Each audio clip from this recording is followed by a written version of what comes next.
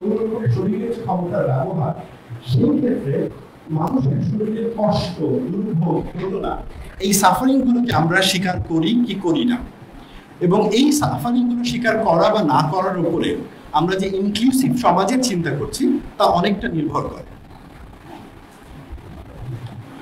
আমার বক্তৃতায় মূল আলাপে যাওয়ার আগে আমি যে কাজটা করবো সেটা হচ্ছে আগে ডেফিনেশনটা দিয়ে নিব।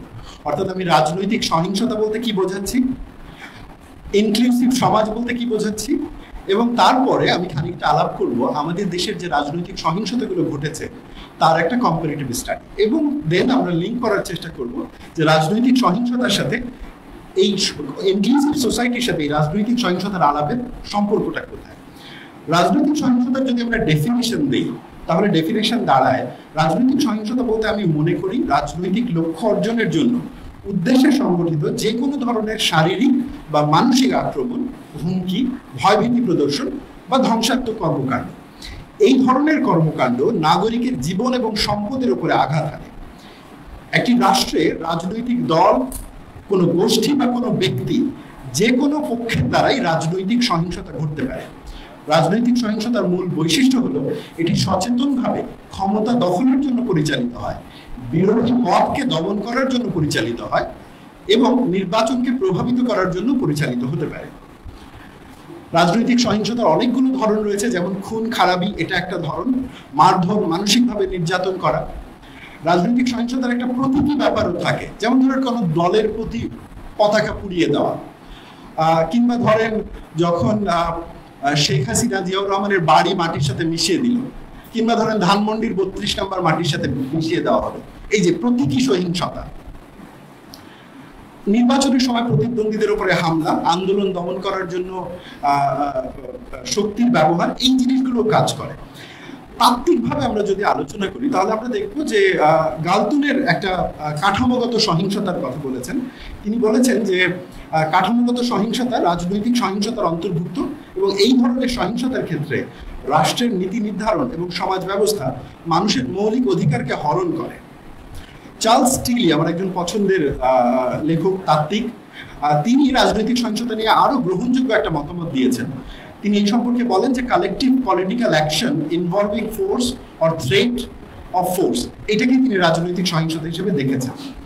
তার মানে আমি যদি পুরোটা সামারি করি, রাজনৈতিক সহিংসতার মধ্যে included physical harm, mental harm, as well as প্রতীকী হার্ম, এই সবগুলো ইনক্লুড করা যায়। কিন্তু আজকে আলোচনার বিষয়ের জন্য আমি মূলত আলাপ করব ফিজিক্যাল হার্মের পার্টটায়। যেহেতু আমি নাগরিকের শরীর নিয়ে আলাপ করছি, তাই আমি প্রতীকী ভায়োলেন্সের দিকে যাব না, আমি অ্যাকচুয়াল ভায়োলেন্সের যে ঘটনাগুলো রয়েছে সেগুলো নিয়ে আলাপ করব। এবার একটু আলাপ করি ইনক্লুসিভ বাংলাদেশের সংজ্ঞাটা কি, মানে আমি ইনক্লুসিভ বাংলাদেশ বলতে কি বুঝি। আমি ইনক্লুসিভ বাংলাদেশ বলতে যে জিনিসটা বুঝি সেটা হচ্ছে এমন এক রাষ্ট্র এবং সমাজ ব্যবস্থা যেখানে সকল নাগরিক জাতি, ধর্ম, বর্ণ, ভাষা, লিঙ্গ, শ্রেণী, রাজনৈতিক মতাদর্শ কিংবা শারীরিক সক্ষমতা নির্বিশেষে সমান মর্যাদা, আইনের অধিকার এবং সমান সুযোগ লাভ করবে। একটি ন্যায়ভিত্তিক সমাজ হবে যেই সমাজে সকল মানুষ অংশগ্রহণ করার সুযোগ পাবে, যেই সমাজে এবং দেশে বৈচিত্র্যের স্বীকৃতি থাকবে, কেউ বাদ পড়বে না। রাষ্ট্রীয় নীতি নির্ধারণ এবং সম্পদের বন্টনের প্রত্যেকটি স্তরে জনগণ সক্রিয় অংশগ্রহণের সুযোগ পাবে।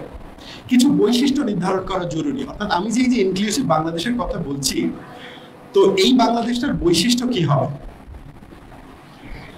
একটা হচ্ছে আইনের শাসন, সব থেকে গুরুত্বপূর্ণ। আইনের শাসন এবং সমান অধিকার, অর্থাৎ আমি যে ইনক্লুসিভ বাংলাদেশের কথা বলছি সেখানে আইনের শাসন হতে হবে এবং সেখানে সকলের সমান অধিকার থাকতে হবে। রাজনৈতিক অন্তর্ভুক্তি আর একটা বৈশিষ্ট্য, অর্থাৎ সব মতাদর্শের, সব জনগোষ্ঠীর রাজনৈতিক অংশগ্রহণের অধিকার নিশ্চিত করতে হবে। সামাজিক স্বীকৃতি অত্যন্ত গুরুত্বপূর্ণ। প্রতিটি পরিচয়ের মানুষের মর্যাদা সম্পন্ন সামাজিক স্বীকৃতি থাকতে হবে, বেঁচে থাকার অধিকার থাকতে হবে, নিরাপত্তা নিশ্চিত করতে হবে। অর্থনৈতিক ন্যায্যতা, সুযোগ এবং সম্পদের ন্যায়ভিত্তিক বন্টন করতে হবে। রাষ্ট্র দেশের দরিদ্র ও প্রান্তিক মানুষদের জন্য কাজ করবে এবং ক্ষমতায়নে কাজ করবে। ভাষা ও সংস্কৃতির বহুবাচনিক স্বীকৃতি, অর্থাৎ জাতীয় পরিচয়ের ভিন্নতাকে স্বীকৃতি দিতে হবে। নাগরিকদের ভাষা, সংস্কৃতি এবং ধর্মীয় বৈচিত্র্যকে দেশের কাঠামোর মধ্যে ইনক্লুড করতে হবে। অর্থাৎ আমি যে ইনক্লুসিভ বাংলাদেশের স্বপ্ন দেখছি বা কথা বলছি, সেখানে অন্তত এই 5টা বৈশিষ্ট্য থাকতে হবে। অনেকের আলাপে এর বেশিও থাকতে পারে, কমও থাকতে পারে, বাট আমি এই 5টা বৈশিষ্ট্য নিয়ে আলাপ করব। এবার আসা যাক বাংলাদেশের রাজনৈতিক সহিংসতা নিয়ে খানিকটা আলাপ করি, উদাহরণে চলে যায়, ইতিহাসে চলে যায়।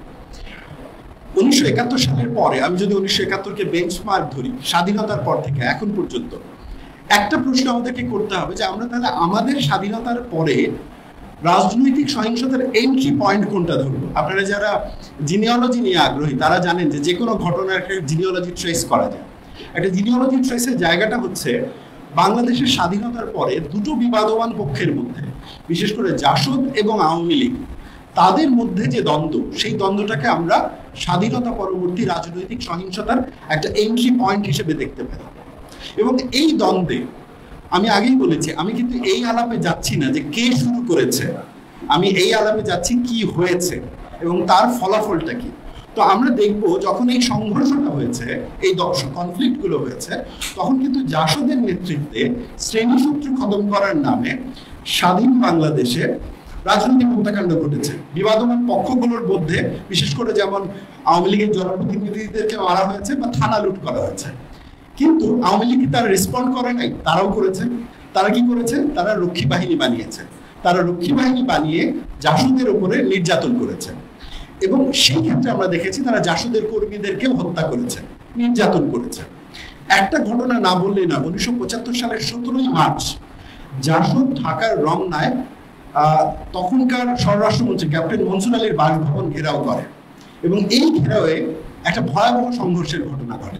কিংবা আমরা দেখেছি যে কেমন করে সেই সময় শেখ মুজিবুর রহমান সংসদে বলেছেন যে সিরাজ শিকদার এখন কোথায়, অর্থাৎ সিরাজ শিকদারকে মেরে ফেলার পরে এই ঘোষণাটা হয়েছে। আমি আবারও বলছি, আমি ব্ল্যাক অ্যান্ড হোয়াইটে যাচ্ছি না, আমি বলছি আমাদের সংঘর্ষের, রাজনৈতিক সংঘর্ষের যদি আমরা জিনিওলজি দেখি, তাহলে একটা এন্ট্রি পয়েন্ট হচ্ছে মুক্তিযুদ্ধ পরবর্তী সময়ে জাসদ এবং আওয়ামী লীগের ভেতরকার এই রাজনৈতিক সহিংসতা।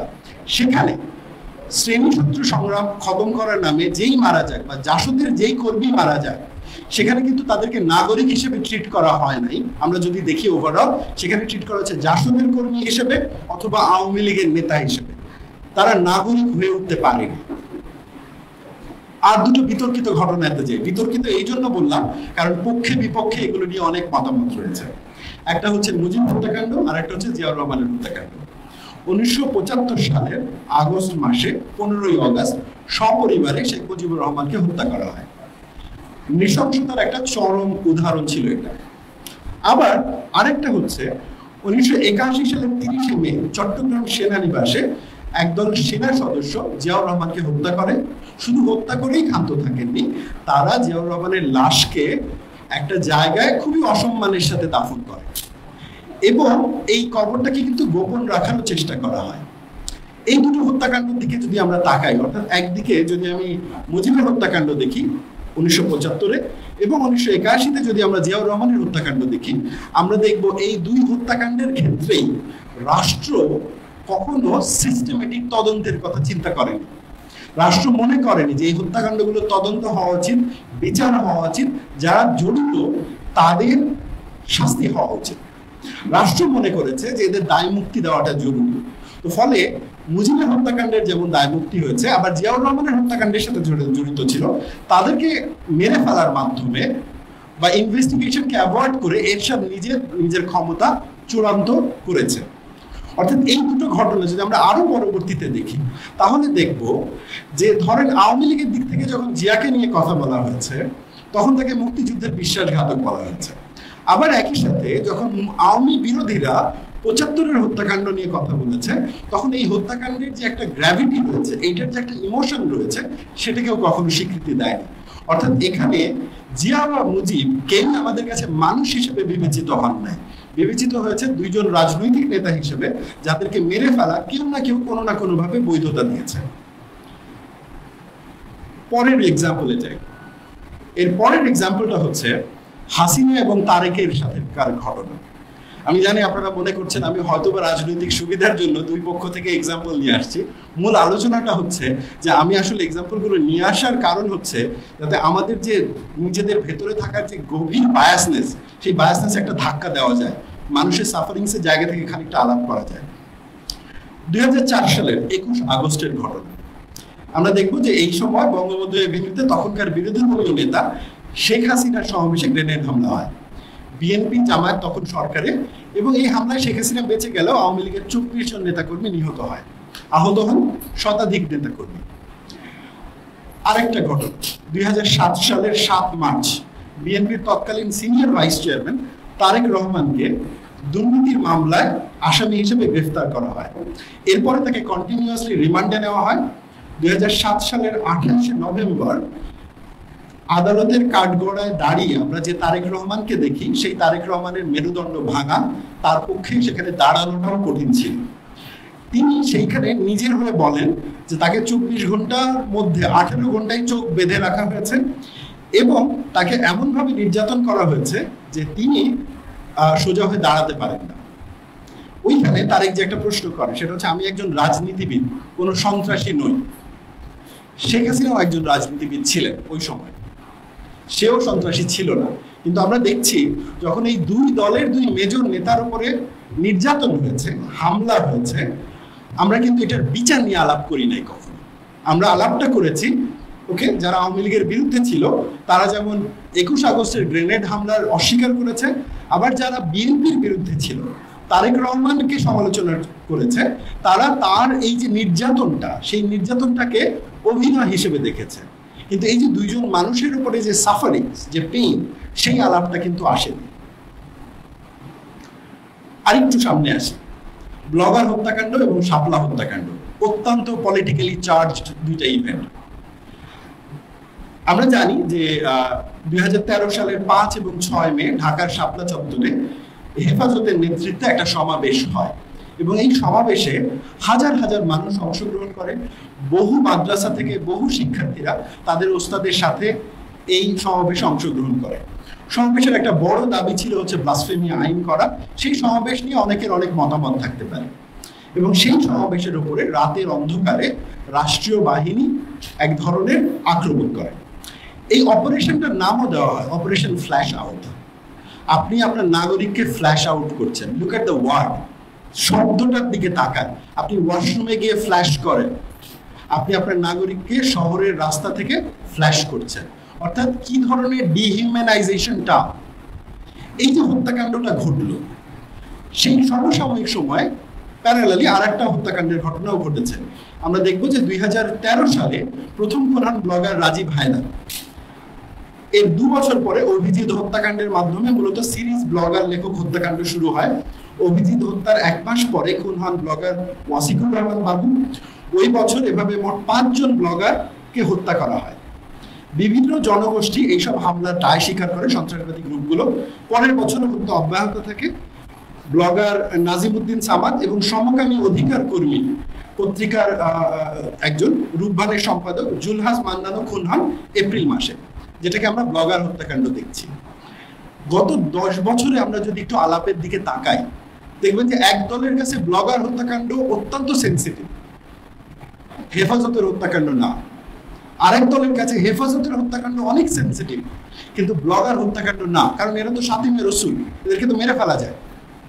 কিন্তু এই যে হেফাজতের যাদেরকে মেরে ফেলা হলো রাতের অন্ধকারে, কিংবা এই যে ব্লগার যাদেরকে মেরে ফেলা হলো, তারা তো এক একটা শরীর, তাই না? মানে এই যে আমি আপনি বসে আছি, 2 হাত 2 পা, একটা মাথা সহকারে তো একটা শরীর, সেখানে এইখানে একটা হার্টও তো রয়েছে। এই হার্টেই তো গুলি চালানো হয়েছে। কিন্তু যখন আমরা আমাদের রাজনৈতিক পরিসরে এই আলাপগুলো করি, তখন আমরা করছি হচ্ছে সে কি আমার পক্ষে নাকি বিপক্ষে, এই ফ্রেমিং। আরেকটু সামনে আসি, রাজনৈতিক ভায়োলেন্সের আরো একটা অন্যতম উদাহরণ হচ্ছে লগি বৈঠক সন্ত্রাস বনাম আগুন সন্ত্রাস। এগেইন অত্যন্ত পলিটিক্যালি চার্জ দুইটা ইভেন্ট। 2006 সালে যখন বিএনপি জামায়াতের জোট সরকার তত্ত্বাবধায়ক সরকারের প্রধানের নিয়োগকে কেন্দ্র করে প্রক্রিয়াকে প্রভাবিত করার জন্য যে পদক্ষেপ গ্রহণ করে, তার প্রেক্ষিতে আওয়ামী লীগ এবং অন্যান্য দলগুলো মিলে তত্ত্বাবধায়ক সরকারের জন্য আন্দোলন শুরু করে। এবং 2006 সালের 28 অক্টোবর ঢাকার পল্টনে আওয়ামী লীগের সঙ্গে জামায়াত শিবিরের সংঘাত ও সংঘর্ষ হয়। বাংলাদেশের রাজনীতিতে এটি অত্যন্ত বড় একটা ঘটনা। আমরা ওই সময় দেখতে পাই যে লগি বৈঠা দিয়ে পিটিয়ে মানুষ মেরে ফেলা হয়েছে, যেটাকে পরবর্তীতে বিএনপি এবং জামায়াত বলে যে লগি বৈঠার সন্ত্রাস। এর ঠিক কয়েক বছর পরে 2013 সালে আওয়ামী লীগ যখন পুরো তত্ত্বাবধায়ক সরকার ব্যবস্থা বাতিল করে দেয় এবং বাতিল করে একদলীয় নির্বাচনের পথে অংশগ্রহণ করছে, তখন বিএনপি এবং জামায়াত সরকার নির্বাচন বয়কট করে এবং তারা রাস্তায় আন্দোলন শুরু করে তত্ত্বাবধায়ক সরকারের জন্য। 2013 থেকে 2014 সালে নির্বাচনকে কেন্দ্র করে অনেক সহিংসতা হয় এবং এই সহিংসতায় গান পাউডার, আগুন, পেট্রোল বোমা এগুলো ব্যবহার করা হয়। বেশ কিছু মানুষের প্রাণ হারান এবং অনেকগুলো মানুষ কিন্তু সারা জীবনের জন্য পঙ্গুত্ব বরণ করেন। আওয়ামী লীগ এটাকে বলে আগুন সন্ত্রাস এবং তার যে রাজনৈতিক প্রচারণা, সেখানে সে আগুন সন্ত্রাসের এই প্রচারণাটা ব্যবহার করে। দেখেন, যখন বিএনপি বা জামায়াত লগি বৈঠার সন্ত্রাস নিয়ে আলাপ করছে বা আওয়ামী লীগ যখন আগুন সন্ত্রাস নিয়ে আলাপ করছে, তারা কিন্তু তাদের অ্যাক্টিভিটিস নিয়ে আলাপ করছে, কিন্তু ওই যে মানুষগুলো লগি বৈঠার কারণে মারা গেল, যে মানুষগুলো আগুন সন্ত্রাসের কারণে মারা গেল, যে পঙ্গু হলো, তারা কিন্তু আর আলোচনায় থাকেনি। হ্যাঁ, তাদের ফুটেজ পলিটিক্যাল প্রোপাগান্ডায় ব্যবহার হয়েছে, এটা আওয়ামী লীগ করেছে, আবার জামায়াতও করেছে, বিএনপিও করেছে, কিন্তু ওই যে পঙ্গু হয়ে গেছে তার কয়জনের খোঁজ আমরা এখন জানি বা কয়জনের খোঁজ এখন আমরা রাখি। এবার আসা যাক গত 15 বছরের আমলনামায় আওয়ামী লীগ সরকারের সময়কার গুম এবং খুন। আমি 3টা ঘটনা বলছি। এক হচ্ছে, সাদা পোশাকধারী কয়েকজন ব্যক্তি ধানমন্ডি এলাকা থেকে এক যুবককে তুলে নিয়ে যায়, পরে তার ঠোঁট অবশ করা ছাড়াই সেলাই করে দেওয়া হয়। ঘটনা 2, এক ব্যক্তিকে আটক করে তার গোপনাঙ্গে এবং কানে বৈদ্যুতিক শক দেওয়া হয়। ঘটনা 3, এক ভিকটিম নদীতে ঝাঁপ দিয়ে পালানোর চেষ্টা করলে তাকে উদ্ধার করে সেখানে গুলি করে মেরে ফেলা হয়। নির্যাতনের এমন ভয়াবহ উদাহরণগুলো উঠে এসেছে গুম কমিশনের রিপোর্টে। কমিশনের তথ্য অনুযায়ী 2009 সাল থেকে 2024 সাল পর্যন্ত 15 বছরে 1676টি জোরপূর্বক গুমের অভিযোগ নথিভুক্ত করা হয়েছে। গুম হওয়া মানুষদেরকে এবং তার পরিবাররাও জানে না যে তারা কোথায় ছিলেন, কিভাবে ছিলেন, তারা বেঁচে আছেন না মরে গেছেন। অপহরণ, আটক, নির্যাতন, হত্যা ও মুক্তি, এই 5 ভাগে সুপরিকল্পিতভাবে গুম করা হয়েছে। গুমের শিকার অনেক হত্যাকারী, মানে অনেক হত্যার যারা শিকার হয়েছেন বলে প্রমাণ পাওয়া গেছে। এই ব্যাপারে গুম কমিশনের রিপোর্টটা চমৎকারভাবে আমাদেরকে দেখাচ্ছে যে ওই সময়কার ভায়োলেন্সটা কি ধরনের ছিল। মৃতদেহগুলোর সাথে কি করা হয়েছে। একটা মৃতদেহ সে তো অন্তত এইটুকু ডিজার্ভ করে যে 3 হাতের একটা কবর পাবে, অথবা সে যদি হিন্দু হয় তবে চিতায় জ্বলবে। কিন্তু আমরা দেখেছি মৃতদেহগুলোকে সিমেন্টের ব্যাগের সাথে বেঁধে নদীতে ফেলে দেওয়া হয়েছে। তুরাগ নদী এবং বুড়িগঙ্গা ছিল এই লাশগুলোর শেষ আশ্রয়স্থল। কাঞ্চন ব্রিজ এবং পোস্তগলা ছিল তাদের শেষ শ্মশান ভূমি। অর্থাৎ কাঞ্চন ব্রিজ এবং পোস্তগোলা ব্রিজ এবং তুরাগ নদী এবং বুড়িগঙ্গা নদী আমাদের এই হারিয়ে যাওয়া মানুষগুলোর শেষ আশ্রয়স্থল হয়েছে। আমরা যখন গুমের আলাপ করেছি, ইতোপূর্বে একটা ছোট্ট উদাহরণ দিই। আমার খুব কাছের বড় ভাই মুবাশির ভাই, ইন্টেলেকচুয়ালি আমরা অনেক এঙ্গেজ হই নিজেদের মধ্যেও। তিনি যখন গুম হন, তিনি গুম হওয়ার পরে আমার মনে আছে যে ওই সময় আমরা হাতে গোনা কয়েকজন লিখেছিলাম, তার মধ্যে আমি একটা আর্টিকেল লিখেছিলাম, স্যার উই ডোন্ট হ্যাভ হিম। এটা একটা স্যাটায়ার ছিল এবং এটা সেই সময়কার স্বরাষ্ট্রমন্ত্রীকে উদ্দেশ্য করে লেখা। তো স্বরাষ্ট্রমন্ত্রী সাংবাদিকদেরকে বলেছিল যে উনি মানে নিজের ইচ্ছায় চলে গেছে। এটা হচ্ছে মুবাশির ভাইয়ের ঘটনা। আমি একদম আমার বিশ্ববিদ্যালয়ের প্রথম অথবা দ্বিতীয় বর্ষের একটা ঘটনা বলি। আমি তখন ঢাকা বিশ্ববিদ্যালয়ে পড়ি। ইলিয়াস আলী গুম হলেন। ঢাকা বিশ্ববিদ্যালয়ের এক শিক্ষকের সাথে একদিন আমার কথা হচ্ছিল। তিনি এই ঘটনাটা নিয়ে বলতে গিয়ে বলছেন যে উনি তো খুব নটোরিয়াস লোক, উনি নিজে থেকেই আত্মগোপনে চলে গেছেন। এই যে ইলিয়াস আলীকে নিয়ে বিশ্ববিদ্যালয়ের শিক্ষক এই কথাটা বললেন, আর মুবাশির ভাইকে নিয়ে স্বরাষ্ট্রমন্ত্রী যে কথাটা বললেন, এই দুইয়ের পার্থক্য কিন্তু অ্যারাউন্ড 7 থেকে 8 বছর।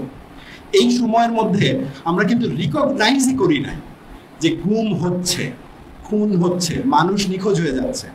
সুবিধাজনকভাবে আমরা বলার চেষ্টা করেছি, সে তো নিজে নিজেই উধাও হয়ে গেছে।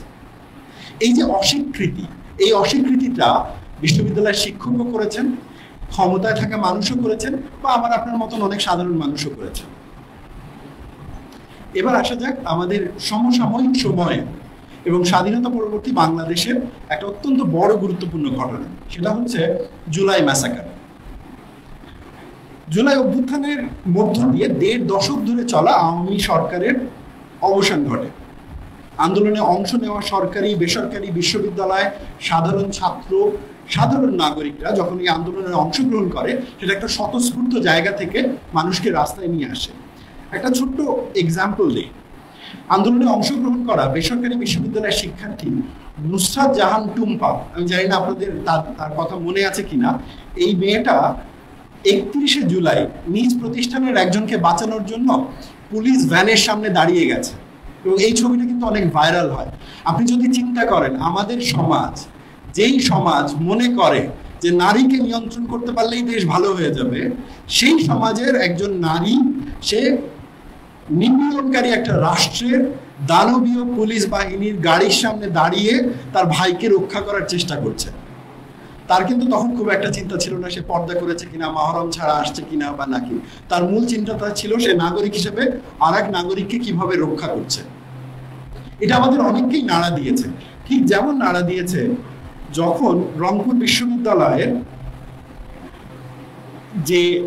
যে ঘটনাটা আমরা দেখি, রংপুর বিশ্ববিদ্যালয়, রংপুরের বেগম রোকেয়া বিশ্ববিদ্যালয়ের শিক্ষার্থী আবু সাইদ যখন পুলিশের সামনে বুক পেতে দাঁড়ায় এবং তিনি যখন নিহত হন। এই যে এই মৃত্যুগুলোকে আমাদের মধ্যে একটা প্রশ্ন তৈরি করে না? এই যে এত শত শত ছেলে মেয়ে রাস্তায় দাঁড়াচ্ছে, রাস্তায় গিয়ে নিজেদের প্রাণ দিল, শুধু কি শেখ হাসিনার প্রতি ক্ষোভ, আওয়ামী লীগের প্রতি রাগ, নাকি এখানে দরদও ছিল? নিজের ভাইয়ের প্রতি দরদ, নিজের বোনের প্রতি দরদ, যে রিক্সাওয়ালাটা মারা গেছে তার প্রতি দরদ। আমি জানি না আপনাদের ওটা মনে আছে কিনা, ব্র্যাক বিশ্ববিদ্যালয়ের একটা ঘটনা, যখন একটা মৃতদেহ নিয়ে যাওয়া হচ্ছে, ওপর থেকে একটা মেয়ে কিন্তু কেঁদে কেটে বলছে যে আমার ভাইকে ওরা মেরে ফেলছে। এটা কি শুধু ক্ষোভ নাকি এটা দরদ? ক্ষোভ বললে খুব সুবিধা হয়, কেন জানেন? কারণ ক্ষোভকে কাজে লাগানো যায়। পলিটিশিয়ানরা খুব চালাক, তারা ক্ষোভকে কাজে লাগাতে পারে, এটাকে কাজে লাগায় মানুষকে মোবিলাইজ করতে পারে। কিন্তু দরদকে কেন আমরা কাজে লাগাই না? দরদ দিয়ে কেন আমরা দেখি না? এটা একটা বড় প্রশ্ন। জুলাইয়ের সময় এই প্রশ্নটা আমার বারবার আমাকে তাড়িত করেছে, কারণ আমি জুলাই খুব কাছ থেকে দেখেছি। আমার বিশ্ববিদ্যালয়ের শিক্ষার্থীরা যখন আহত হয়েছে, তাদের হসপিটালে যে ব্যাপারগুলো নিয়ে যাওয়া হয়েছে, তখন আমি খুব কাছ থেকে তাদেরকে দেখেছি। আমার এক স্টুডেন্টের কথা মনে আছে, তার হাতের আঙুলে গুলি লেগেছে, আমি তার আঙুলটা ধরে বসে আছি, আমার ঠিক পাশে আর একটা ছেলে, তার পেটে গুলি লেগেছে। যে ছেলেটার আঙুলে গুলি লেগেছে আমি তার নামও জানি না, কিন্তু আমি জানি সে আমার বিশ্ববিদ্যালয়ের শিক্ষার্থী। সে একটাই প্রশ্ন করছে, স্যার আমরা তো কিছু করতে যাই না, আমরা তো শুধু রাস্তায় গেছিলাম। তো ওই যে মুহূর্তের ফিলিংসটা, ওইটা না শুধু ক্ষোভ না, ওইটা দরদও ছিল। কারণ ওই ছেলেটার উপরে আমার তখন যে জিনিসটা তৈরি হয়েছে, এটা হচ্ছে গভীর মায়া, গভীর মমতা এবং একটা দরদ তার পেইনের প্রতি। কিন্তু দেখেন, আমরা যখনই দরদের আলাপ করি, তখনই বারবার কেউ না কেউ আমাদেরকে ক্ষোভের দিকে নিয়ে যায়, কেউ না কেউ আমাদেরকে সংখ্যার রাজনীতির দিকে নিয়ে যায়। এই সংখ্যার রাজনীতি 1971 সালে মুক্তিযুদ্ধের শহীদদেরকে নিয়েও হয়। এই সংখ্যার রাজনীতি কিন্তু এই সাম্প্রতিক সময়ের জুলাই ম্যাসাকার নিয়েও হয়। একটা উদাহরণ দিই, সরকারি গেজেট অনুযায়ী জুলাই গণ অভ্যুত্থানের শহীদদের সংখ্যা বলা হচ্ছে 834 জন। জুলাইয়ের শহীদ স্মৃতি ফাউন্ডেশনের ওয়েবসাইটে শহীদদের সংখ্যার হিসেব করা হচ্ছে 820 জন, 4 মে 2025 পর্যন্ত যে হিসাবটা। সংখ্যাটি সরকারের প্রকাশিত গেজেটের হিসাবের থেকে কম। আবার দেখেন, জাতিসংঘ যে প্রতিবেদন দিল, সেখানে 15 জুলাই থেকে 5 আগস্ট পর্যন্ত তৎকালীন সরকার এবং নিরাপত্তা বাহিনীর হাতে নিহত হওয়া মানুষের সংখ্যা বলা হচ্ছে অলমোস্ট 1500 জনের মতো। অর্থাৎ 1 জুলাই থেকে 15 আগস্টের মধ্যে প্রায় 1400 জনের মতন মানুষকে হত্যা করা হয়, হাজার হাজার মানুষ আহত হয়। এই প্রতিবেদনে আরো বলা হচ্ছে নিহতদের 12 থেকে 13% শিশু। বাংলাদেশ পুলিশ জানিয়েছে 44 জন কর্মকর্তা নিহত হয়েছে। আওয়ামী লীগের পক্ষ থেকে 144 জন নেতাকর্মী নিহত হওয়ার তালিকা জাতিসংঘের তদন্তকারী কর্মকর্তাকে দেওয়া হয়েছিল। এই সব কিছু মিলায় যদি আমরা দেখি, 1500 জন মানুষের কথা বলা হচ্ছে। 2024 সালে এসেও আমরা নিশ্চিত করতে পারছি না এটা 1500 জন নাকি 834 জন। অর্থাৎ এই যে 1500 জনের শরীর বা 834 জনের শরীর, বা আমি 834 জন ধরলে আরো 700 জন যে বাদ যাচ্ছে, এই শরীরগুলো কোথায়? এই শরীরের স্বীকৃতি কোথায়? এই শরীরগুলোর তো একটা জীবিত মানুষ ছিল না, তাদেরও তো একটা পরিবার ছিল, সেটা কোথায়? আমি কি এটাকে এখন শুধু ভাগ করবো সে পুলিশের লোক, সে আন্দোলনের পক্ষের লোক, সে আন্দোলনের বিপক্ষের লোক, নাকি আন্দোলনের পরে এসে যখন রাষ্ট্র থেকে স্বৈরাচার বিদায় নিয়েছে, রাষ্ট্র পুনর্গঠনের একটা সুযোগ এসেছে, তখন কি আমি ভায়োলেন্সটাকে স্বীকার করব এবং ভিকটিম যেই হন না কেন, তার রাজনৈতিক পরিচয় যেটাই হোক না কেন, সেই জায়গায় দরদের আলাপটা নিয়ে আসবো? এখন আসা যাক, এই যে এত বিস্তারিত উদাহরণ দিলাম, এই বিস্তারিত উদাহরণ দেওয়ার প্রেক্ষিতে কেমন করে এটা আমাদের ইনক্লুসিভ বাংলাদেশ গড়ার পথে প্রধান বাধা। আমি শুরুতেই বলেছিলাম যে ইনক্লুসিভ বাংলাদেশের যে কথা বলছি সেখানে আমি 5টা বৈশিষ্ট্যের কথা বলেছিলাম: আইনের শাসন ও সমান অধিকার, রাজনৈতিক অন্তর্ভুক্তি, সামাজিক স্বীকৃতি, অর্থনৈতিক ন্যায্যতা, ভাষা এবং সংস্কৃতির বহুবাচনিক স্বীকৃতি। শুরুতেই আসে আইনের শাসন ও সমান অধিকার। আইনের শাসন কি বলে? আইনের শাসন বলে যদি কোনো নাগরিক অপর কোনো নাগরিককে হত্যা করে, তবে সেই নাগরিকের দায় মুক্তির কোনো সুযোগ নাই, সেই নাগরিকের বিচার হতে হবে। সে 1975 সালের শেখ মুজিবুর রহমানের হত্যাকাণ্ড হোক, সে জিয়াউর রহমানের হত্যাকাণ্ড হোক, সে হচ্ছে যে শহীদ মুগ্ধের হত্যাকাণ্ড হোক, অথবা সে একজন পুলিশ কর্মকর্তার হত্যাকাণ্ড হোক। যদি আমরা এই বেসিক ফাউন্ডেশন নিশ্চিত করতে না পারি, অর্থাৎ যেই হত্যাকাণ্ডের শিকার হবে তার পূর্ণ অধিকার রয়েছে বিচার পাওয়ার, ন্যায় বিচার পাওয়ার, তাহলে তো আমরা আইনের শাসন নিশ্চিত করতে পারবো না। তাহলে আমরা যেটা করছি সেটা হচ্ছে সিলেক্টিভ আইনের শাসন। সিলেক্টিভ আইনের শাসনটা কেমন? যখন ধরেন আওয়ামী লীগ ক্ষমতায় আসবে, সে হচ্ছে যে মুজিব হত্যার বিচার করবে, কিন্তু সে জিয়াকে ডেমোনাইজ করবে। আবার যখন আওয়ামী বিরোধী কেউ ক্ষমতা আসবে, তখন সে তাদের হত্যাকাণ্ডের বিচার করবে, ওদের হত্যাকাণ্ডের বিচার করবে না। তাহলে তো বিচার তো ইউনিভার্সাল হলো না। বিচারের বেসিক কনসেপ্টটাই তো হচ্ছে নাগরিকের সকলের সমান অধিকার থাকতে হবে বিচার পাওয়ার। রাজনৈতিক অন্তর্ভুক্তির আলাপে আসি। যখন আমরা রাজনৈতিক অন্তর্ভুক্তির আলাপ করছি, তখন লগি বৈঠক সন্ত্রাস এবং আগুন সন্ত্রাস, এই দুটো নিয়ে এই উদাহরণটাতে আরেকবারে ফেরত যায়। দেখেন, ওই সময় রাজনৈতিক কর্মীরা যারা এই কার্যক্রমগুলোতে অংশগ্রহণ করেছে, তাদের হাতে যারা নিহত হয়েছেন বা আহত হয়েছেন, ওগুলোর যেমন বিচার হয়নি, এবং বিচার না হওয়ার ফলে পরবর্তীতে কিন্তু এইখানকার যে ট্রমাগুলো তৈরি হচ্ছে, এই ট্রমাগুলো নিয়ে কখনো আলাপ হয়নি। আমরা শুধুমাত্র দায় এবং দোষ দিয়েছি। আজকে জুলাইতে এসে যখন আমরা একটা মহা ইভেন্টের মুখোমুখি হয়েছি, তখন যখন আমাদের এখানে ভায়োলেন্সের ঘটনা ঘটে, একজন নাগরিক মারা যায়, এবং যখন আমরা নাগরিকের সেই মৃত্যুটাকে এইভাবে ঠিক করি যে সে আমার পক্ষের বা বিপক্ষের, প্রথম যে সমস্যাটা হয়, এই মৃত মানুষটি তার যথাযোগ্য সামাজিক স্বীকৃতিটা পায় না। কেমন করে? ফর এক্সাম্পল, ধরেন জুলাই আন্দোলনের সময় যদি আওয়ামী লীগের কেউ মারা যায়, এবং এখন যেহেতু সে বিজয়ী শক্তি না, তাহলে কি তার যে মৃত সে সামাজিক স্বীকৃতি পাবে? বা ধরেন জুলাই আন্দোলনের প্রেক্ষিতে আওয়ামী লীগ জয়লাভ করলো, মানে সে ক্ষমতা থেকে বিতাড়িত হয় না, শেখ হাসিনা থাকলো, তখন যে শহীদ মুগ্ধ হলো, সে কি তার সামাজিক স্বীকৃতি পেত? খুবই ফান্ডামেন্টাল কোয়েশ্চেন। তার মানে হচ্ছে ইনক্লুসিভ বাংলাদেশ করতে গেলে আমাকে তো নিহত মানুষের একটা বেসিক সামাজিক স্বীকৃতি দিতে হবে যে সে নিহত হয়েছে, সে যে পক্ষেরই হোক, সে মারা গেছে। অ্যাকনলেজিং দ্যাট, আমাদের সমাজে এই অ্যাকনলেজমেন্টের জায়গাটা নেই। আমরা মৃতের স্বীকৃতিটাও ঠিক করছি কে জয়লাভ করেছে তার উপরে ভিত্তি করে। এবার আসা যাক অর্থনৈতিক ন্যায্যতা। অর্থনৈতিক ন্যায্যতার সাথে কেন ভায়োলেন্সের ব্যাপারটা জড়িত? দেখেন, আমরা যেহেতু বলছি যে রাজনৈতিক সহিংসতার উদ্দেশ্যই হচ্ছে ক্ষমতায় যাওয়া বা ক্ষমতাকে নিয়ন্ত্রণ করা। ক্ষমতা কিসের জন্য? ক্ষমতা হচ্ছে যে অর্থনৈতিক রিসোর্সগুলোকে নিয়ন্ত্রণ করার জন্য, তাই তো? সমাজে যে সম্পদ রয়েছে সেই সম্পদকে নিয়ন্ত্রণ করার জন্য। আজকে যখন আমরা দেখছি না যে জুলাইয়ের ক্রেডিট নিয়ে কে কতটুকু কাজ করেছে, এটা কেন? কারণ হচ্ছে যে মানুষগুলো ধরেন জুলাইয়ের আন্দোলনের সময় বাংলাদেশের সকল মানুষগুলোকে এক জায়গায় আনতে পেরেছিল, একটা মেজরিটি অংশকে, জাতি, ধর্ম, বর্ণ, রাজনৈতিক পরিচয়ের বাইরে সেই একই মানুষগুলো এখন জুলাইয়ের দারোয়ানে পরিণত হয়েছে। জুলাইয়ের দারোয়ানটা কেমন, যে সে ঠিক করবে যে জুলাইয়ের যে ঘর, এই ঘরের মধ্যে ঢুকতে পারবে কি পারবে না, এবং এই জুলাইয়ের ঘরের মধ্যে ঢুকতে পারার প্রাইমারি কোয়ালিটি কি, আমি কোন ক্লাবের সদস্য, তাই তো। এর কারণ কি, কারণ হচ্ছে জুলাইয়ের ঘরে ঢুকলে একটা ইকোনমিক বেনিফিট আছে, একটা পলিটিক্যাল বেনিফিট আছে। এখন যদি আমরা অর্থনৈতিক ন্যায্যতার জায়গায় চিন্তা করি, আমরা যদি নাগরিকের শরীরের উপরে হওয়া নির্যাতনের স্বীকৃতি না দেই, বিচার না করি, তাহলে আমরা এই দারোয়ানগিরিটা কন্টিনিউ করব।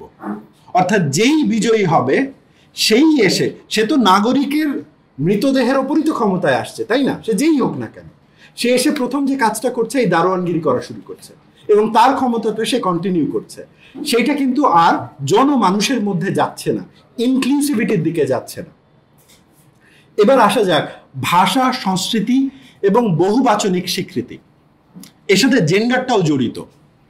দেখেন, জুলাইয়ের নানা ভাষা ছিল, বা বাংলাদেশে যখনই রাজনৈতিক সহিংসতা হয় তার নানা ভাষা থাকে। যখন পাহাড়ে সহিংসতা হয়, পাহাড়ে যখন বাঙালি সেনাবাহিনী গিয়ে সহিংসতা চালায়, সেটারও কিন্তু একটা ভাষা আছে। আবার যখন সাঁওতালপল্লীর গ্রামে আগুন দেওয়া হয়, সেটারও একটা ভাষা রয়েছে। কিংবা নারীর ওপরে যখন সহিংসতা করা হয়, সেটারও একটা ভাষা রয়েছে। কিন্তু আমরা যেহেতু স্বীকৃতির যে আলাপটা এইটা করছি হচ্ছে আমার পক্ষে বিপক্ষে দিয়ে, তো ফলে আমরা সেই পাহাড়ের মানুষটার দুঃখ বা নারীর দুঃখ কিংবা সংখ্যালঘুর দুঃখ নিয়ে আর খুব একটা আলাপে যাই না। অর্থাৎ আমাদের ইনক্লুসিভ সমাজ তৈরি করার পথে সেটাও একটা বড় বাধা আকারে দাঁড়ায়। তাহলে এই বাধা থেকে বের হওয়ার উপায় কি? এই বাধা থেকে বের হওয়ার উপায় আমার কাছে মনে হয় দরদ। এই শব্দটা আমার কাছে খুব গুরুত্বপূর্ণ। কেন বলছি জানেন? কারণ হচ্ছে 1971 সাল থেকে 2025 সাল পর্যন্ত আমরা যদি শুধু আমাদের সহিংসতার ইতিহাস দেখি, অর্থাৎ রাজনৈতিক সহিংসতায় যত মানুষ হত্যাকাণ্ডের শিকার হয়েছেন এবং তার বিচার না হওয়া, তাদের ব্যাপারে কোনো নির্দিষ্ট তালিকা না থাকা, কিংবা এই যে হত্যাকাণ্ডের শিকার হয়েছে তাদের পরিবারগুলো রাষ্ট্রের নিরাপত্তা বলয়ের মধ্যে না আসা যদি দেখি, তাহলে প্রথম যে জিনিসটা দাঁড়ায় সেটা হচ্ছে আমাদের রাষ্ট্রে দরদ নাই। আমাদের রাষ্ট্র যে আত্মা, সেই আত্মায় দরদটা আর নাই। এই দরদ না থাকার ফলে আমরা যখনই ক্ষমতায় যাচ্ছি আমরা চিন্তা করছি আমার ক্লাবের কেউ কি না, এবং তার ভিত্তিতেই আমি আসলে স্বীকৃতি বা অ্যাকসেপ্টেন্সের রাজনীতি করছি। কিন্তু আমি যদি দরদের জায়গা থেকে চিন্তা করতাম, তবে যে জায়গাটা হতো সেটা হচ্ছে যে আমি উভয় পক্ষের হত্যা, উভয় পক্ষের শরীরের স্বীকৃতি দিতাম। আলোচনার একদম শেষ প্রান্তে চলে এসেছি। শেষ প্রান্তে এসে আমি একটা লাইন কোট করতে চাই রবীন্দ্রনাথ ঠাকুরের কাছ থেকে। তিনি একটা জায়গায় বলেন, মুহূর্ত তুলিয়া শির একত্র দাঁড়াও দেখি, সবে যার ভয়ে তুমি ভীত সে অন্যায় ভীরু তোমার চেয়ে, যখনই জাগিবে তুমি তখনই সে পালাইবে ধে। আমি আবার লাইনটা রিপিট করছি, যখনই জাগিবে তুমি সে পালাইবে ধে। জুলাইয়ে আমরা সবাই জেগে উঠেছিলাম, এই কারণে সে পালায় গেছিল। কিন্তু আমরা যদি ক্রমাগতভাবে আমাদের নাগরিকের শরীরের উপরে হওয়া নির্যাতনগুলোর ভায়োলেন্সের স্বীকৃতি না দেই, তাদেরকে দরদের চোখে না দেখি, তবে ক্রমাগত আমাদের মাঝে স্বৈরাচার ফেরত আসবে এবং ক্রমাগত আমাদেরকে বারবার জাগার চেষ্টা করতে হবে এবং তারা পালাবে। কিন্তু আমরা একটা সাইকেলের মধ্যে পড়ে যাব। এবং এই সাইকেলটা নিয়ে আমার লাস্ট যে থিসিসটা দিয়ে আমি আমার বক্তব্য শেষ করব, আমি আপনাদের সবার দৃষ্টি আকর্ষণ করতে চাচ্ছি 1990 সালের গণ অভ্যুত্থানের সময়কার কথাতে। 1990 সালে যখন এরশাদ বিরোধী আন্দোলন চলছে, আপনি দেখেন এরশাদ বিরোধী আন্দোলনে কয়জন মারা গেছিল? কেউ ধারণা করে বলতে পারবেন যে আনুমানিক কতজন মারা গেছিল? 4-5 জন। আরেকটু যদি আমরা বাড়ায় ধরি, আমরা ধরে নিলাম একটা 10-12 জনের একটা ফিগার ধরি, তাই তো? 10-12 জনের একটা ফিগার এবং আন্দোলন, তার প্রেক্ষিতে কিন্তু আর্মি স্টেপ ইন করে, এরশাদকে বলে ভাই তুমি এবার যাও। 90 গেল, 2006-এ আসি, যখন তত্ত্বাবধায়কের জন্য আওয়ামী লীগ আন্দোলন করছিল এবং বায়তুল মোকাররমের সামনে এবং এইখানটাতে যখন লগি বৈঠার যে আন্দোলনটা হলো, সেই সময় আন্দোলন, সংঘর্ষ এবং পিটিয়ে মারা, কতজন মারা গেছিল কোনো ধারণা আছে আপনাদের? আনুমানিক এনি ফিগার? 20, অ্যারাউন্ড 25 থেকে 27 জনের মতন আমরা যদি সব দেখি। 90 থেকে 2006 কত বছর? 16 বছর। প্রথমে 10 জন, পরে সেটা গিয়ে ডাবল হয়ে গেল, তাই তো? এবার 2025-এ আসেন, শোষককে দূর করতে কতজন নাগরিকের প্রাণ দিতে হয়েছে? 1500 জন। অ্যাটলিস্ট আমরা জাতিসংঘের হিসাবটাও যদি ধরি, কত বছরের মাথায়? 16 থেকে 25, 19 বছরের মাথায়। প্রতি 20 বছরে নিহতের সংখ্যা দ্বিগুণ 3 গুণ হচ্ছে। এইবার এটা কয়েকশো গুণ হয়ে গেছে। আমরা কি একবারও ভেবেছি নেক্সট টাইম যখন এই জিনিসটা হবে সেই সংখ্যাটা কত হবে? কারণ আমরা কিন্তু আমাদের সমাজের মধ্যে এই বিভেদের জায়গাটা, শরীরের উপরে ভায়োলেন্সটাকে একসেপ্ট না করার ব্যাপারটা আনঅ্যাড্রেস করেই রেখে দিয়েছি।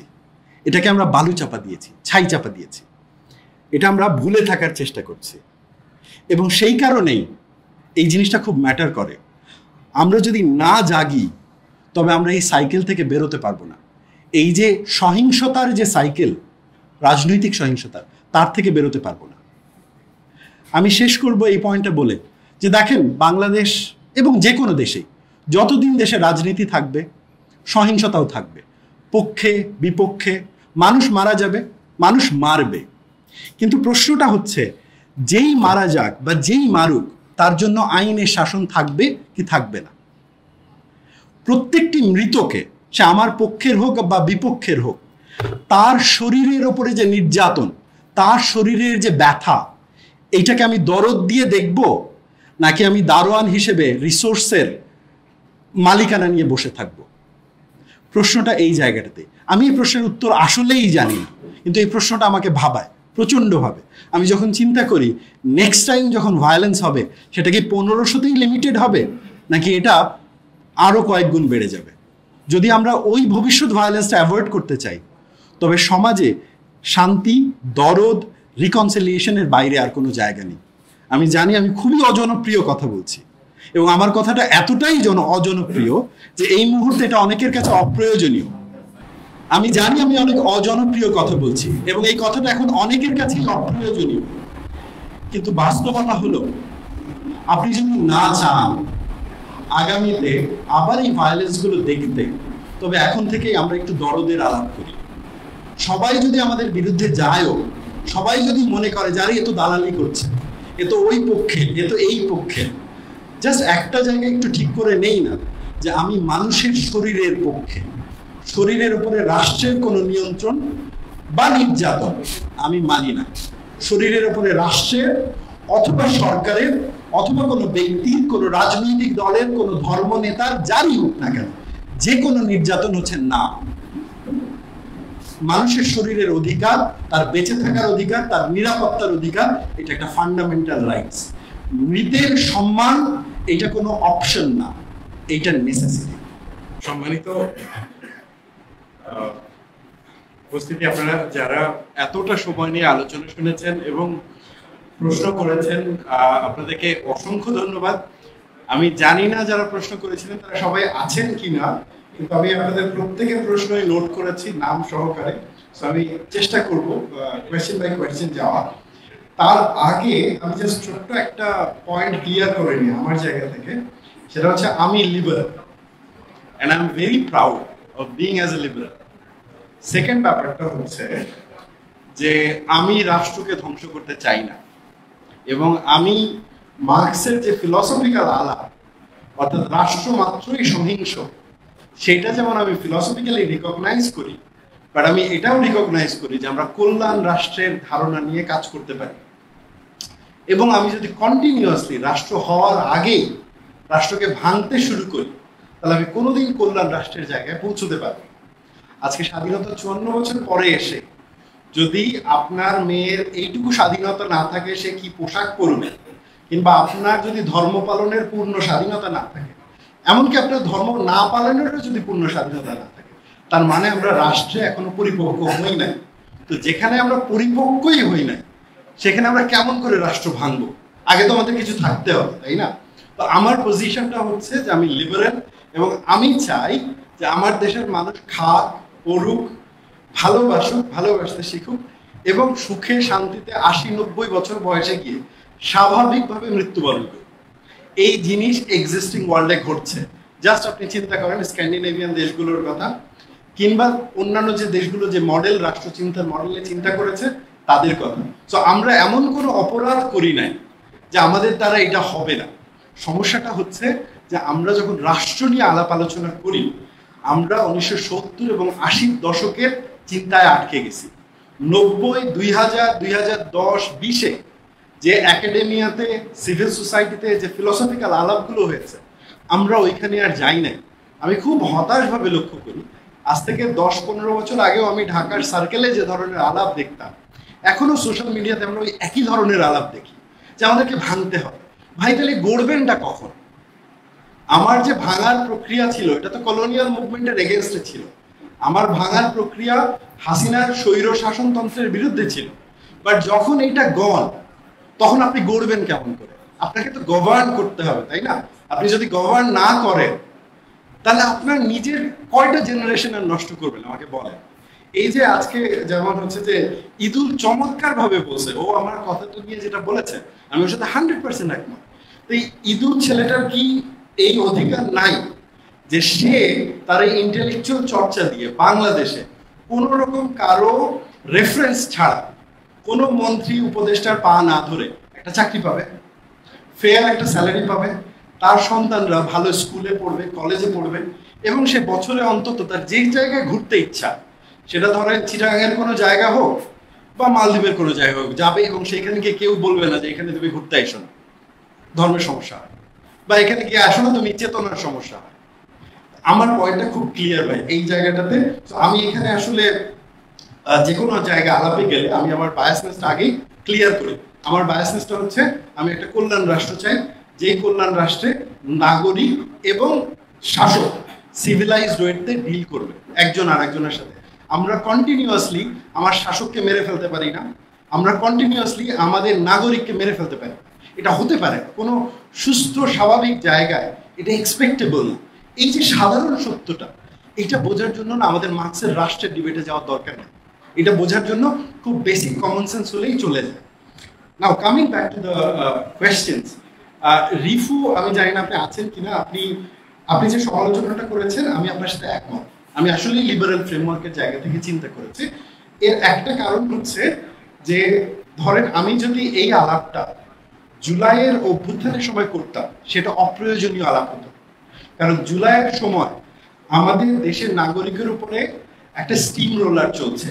রাষ্ট্র, সরকার, হাসিনা তার সমস্ত বাহিনী নিয়ে লেগিয়ে দিয়েছে সাধারণ ছাত্র ছাত্রী নাগরিকদেরকে মেরে ফেলার জন্য। আমি ওইখানে গিয়ে দরদের আলাপ করতে পারবো না, কারণ ওইটা হচ্ছে জাস্টিসের আলাপ, মানে আমি বিচার চাই, সোজা কথা। কারণ রাষ্ট্র টিকবে না যদি বিচার না থাকে, আর রাষ্ট্র টেকার পরে রাষ্ট্রে যদি দরদ না থাকে তাহলে ওই বিচার হচ্ছে অন্তঃশ্বাসশূন্য বিচার। সো শুধুমাত্র আমাদেরকে লোগোসের দিকে গেলে চলবে না, আমাদের ইথোস এবং প্যাথোস তিনটারই কম্বিনেশন লাগবে। আরেকটা প্রশ্ন রিফু করেছেন, সেটা হচ্ছে জুলাইয়ের দরজায় মানে কারা ঢুকতে পারবে বা পারবে না এই ব্যাপারে। আসলে কি দেখেন, এইটা একটা স্বাভাবিক প্রবণতা। যখনই ক্ষমতায় যে যায় তারা স্বাভাবিকভাবে ক্ষমতার রিসোর্সের উপরে নিয়ন্ত্রণ করে। এটা এমন না যে বর্তমানে যারা করছে তাদের দোষ। আমি নিজে আর্কাইভে কাজ করি, 1970-এর নিয়ে বন্যা নিয়ে আমার জলোচ্ছ্বাস নিয়ে আমার একটা কাজ ছিল 9-2 বছরের। তো আমি যখন আর্কাইভে দেখছি, আপনি যদি 1971 থেকে বিশেষ করে 72, 73, 74-এ আমাদের ছাত্র নেতাদের বক্তব্য দেখেন আর এখনকার বক্তব্য দেখেন, এবং আপনি যদি ওইখান থেকে নামগুলো সরাই দেন, একই আলাদা। ইটস জাস্ট আপনি 72, 73-এর পত্রিকা দেখেন না। আমি আপনাকে একটা উদাহরণ দিই। আমি তোফায়েল আহমেদ ভাইকে একবার জিজ্ঞেস করছিলাম যে ভাই আপনি তো মুক্তিযুদ্ধে অংশগ্রহণ করছিলেন এবং মুক্তিযুদ্ধের পরে আপনি সব জায়গায় মীমাংসা করে বেড়াইতেন, তো আপনার কি অর্জন আপনার মনে হয় সব থেকে? তো সে আমাকে বললো যে দেখো মানে আমার, মানে উনি তখন বেশ বয়স্ক, আমার হচ্ছে যে একটা ইন্টারভিউর সময়। তো উনি বললো যে দেখো হচ্ছে যে আমার সব থেকে বড় অর্জন হচ্ছে যে মুক্তিযুদ্ধের পরে ইমিডিয়েট যে সরকারি নিয়োগগুলো এটা আমার দ্বারা হয়েছে, এবং এরা পরবর্তীতে 30-40 বছর যতদিন সার্ভিসে ছিল আমাকে আমাকে হেল্প করছে, এবং উনি খুব গর্ব করে এটা বললেন। আমার আমি খুব জুনিয়র সাংবাদিক তখন, এত ইয়ে না, আমি একটু পোলাইটলি জিজ্ঞেস করলাম, ভাই আপনার মনে হয় না যে আপনি রাষ্ট্রের শুরুতেই রাষ্ট্রের মাজা ভেঙে দিলেন, নেপোটিজম করলেন? বাস্তবতা তো তাই। আপনি এখন তাকায় দেখেন, গতকালকে জনাব আসিফ মহিউদ্দিনের যে চিঠি অনলাইনে পাবলিশ হয়েছে, সেখানে কি বলা হচ্ছে? সেম কথা, যখন সুপারিশ আসছে আমাকে জিজ্ঞেস না করে সুপারিশ অ্যাকসেপ্ট করো না। প্রসেস কই? প্রসেসটার আলাপ তো এই জন্যই দরকার, তাই না? তো ফলে এইটা বাংলাদেশের নতুন না, এটা পুরাতনও না, কিন্তু আমাদের থেকে এইটা আটকানোর চিন্তা করতে হবে, কেমন করে আটকানো যায়। তার জন্য কিন্তু সংস্কারের আলাপ। রায়হান সাহেব উনি প্রশ্ন করেছেন যে স্টেট চায় ভায়োলেন্স জারি রাখতে। অবশ্যই স্টেট ভায়োলেন্স জারি রাখতে চাইবে, এইটাতে নতুন কি আছে আমাকে বলেন। স্টেটের দুটো মডেল, একটা হচ্ছে আমেরিকান মডেল, একটা হচ্ছে ইউরোপিয়ান মডেল। আমরা যদি দেখি, আমেরিকান মডেলে বলে যে আমার সিটিজেনের হাতে বন্দুক থাকবে, সে চাইলে মেরে ফেলতে পারবে। সে যদি মনে করে, আমি ধরুন আমেরিকান সিটিজেন যদি হই, আমি যদি মনে করি আমার হাতে বন্দুক আছে, আমার লাইফ থ্রেট আছে, আমি আপনাকে গুলি করে মারব। ইউরোপিয়ান মডেলের স্টেট বলছে যে না, নাগরিকের এইটা দরকার নাই, নাগরিক নিজে নিজে সিদ্ধান্ত নেবে না, আমি নিরাপত্তা দিব। সো ইউরোপে আপনি বন্দুক পাবেন না। ইউরোপে স্কুল ঘরে গিয়ে হচ্ছে যে খুব রেয়ার কেস যে বন্দুক গান শটে মারা যায়। তো রাষ্ট্রের তো এই দুইটা মডেল, তাই না? এর বাইরে আমাকে মডেল দেখান না আপনি।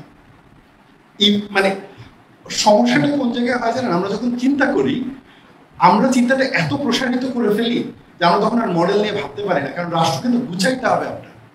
18 কোটি মানুষের পেটে ভাত কাপড় দেওয়া সহজ কথা না ভাই, এটা কিন্তু একটা মডেলে আসতে হবে। তো এটাকে আপনি আমেরিকান মডেলে যাবেন, ইউরোপিয়ান মডেলে যাবেন, স্ক্যান্ডিনেভিয়ান মডেলে যাবেন, একটা কিছু বলেন যে এইটা আমার ডেফিনেশন।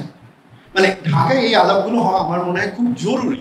না হলে আমরা কতটা জেনারেশন শুধুমাত্র কুতর্কের বেড়া জালে আটকা পড়ব, সমাধানের দিকে কখন যাব?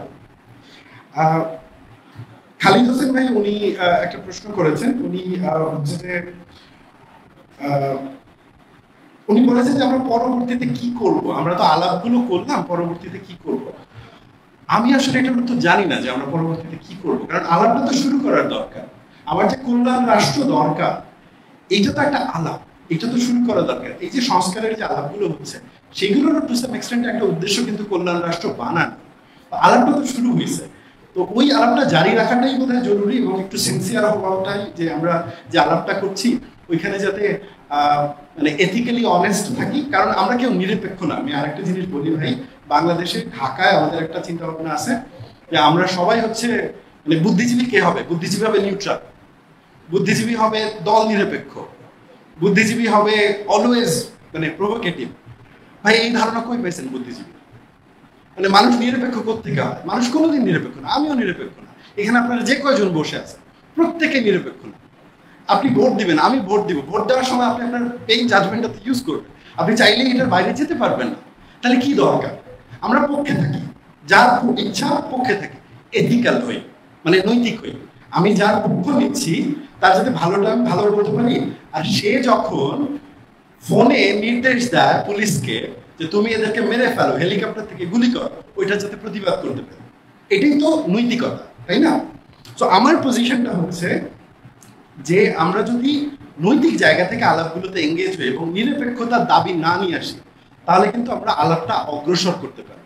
কিন্তু আমরা আটকায় যাই খালি নিরপেক্ষতা নিয়ে, যে আসিফ নিরপেক্ষ কিনা, বা হচ্ছে যে আমাদের হাসনাত কাইম ভাই নিরপেক্ষ কিনা।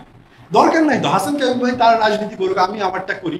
বাট দুইজন বসে একটু ফাইন্ড আউট করে আমার আর ওনার মধ্যে মিল কোথায়, ওই মিলটা নিয়ে আমরা কোনো সলিউশনে যেতে পারি কিনা।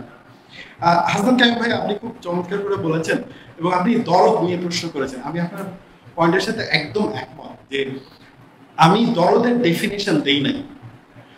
আপনি খেয়াল করে দেখবেন যে আমি আমার বক্তব্যে দুইটা কনসেপ্টকে ডিফাইন করছি, রাজনৈতিক সহিংসতা, ইনক্লুসিভ বাংলাদেশ। দরদের ডেফিনেশন দেই নাই, কারণ দরদ একটা মানবিক গুণাবলী।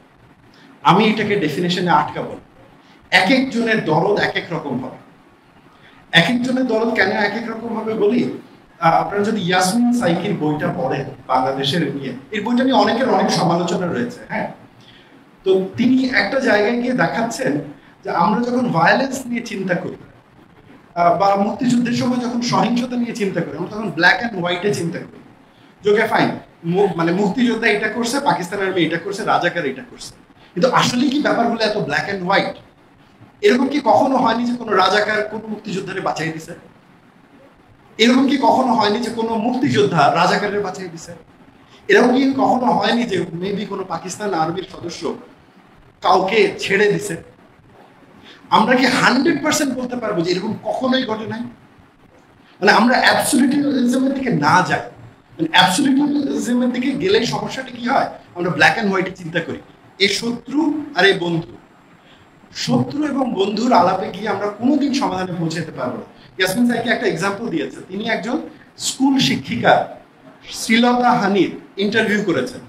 সেই স্কুল শিক্ষিকা যখন তার কাছে এই গল্পটা বলতে চেয়েছে, তখন তার প্রতিবেশীরা তাকে বারবার এসে বাধা দিয়েছে, বলতে দেয়নি। পরে সেই স্কুল শিক্ষিকা তাকে চিঠি লিখেছে, লিখে জানাইছে তার প্রতি যে সহিংসতাটা ঘটেছিল সেইটা পাকিস্তান আর্মি বা বিহারি করে নাই, সেটা তার প্রতিবেশী একজন বাঙালি করেছিল। এই যে সামান্য সত্যিটা, এই সত্যিটা অ্যাকসেপ্ট করলে দোষটা কোথায়? তো মানে আমি হাসান ভাইয়ের সাথে একদম একমত। হাসান ভাই, আমি আসলেই দরদের সংজ্ঞা দেইনি, কারণ আমি চাই না দরদকে আমার একাডেমিক বক্সে আলাপ করতে। আমি চাই মানুষের ভেতরকার দরদের যত রকম এক্সপেরিমেন্ট আছে সে ওটা করুক।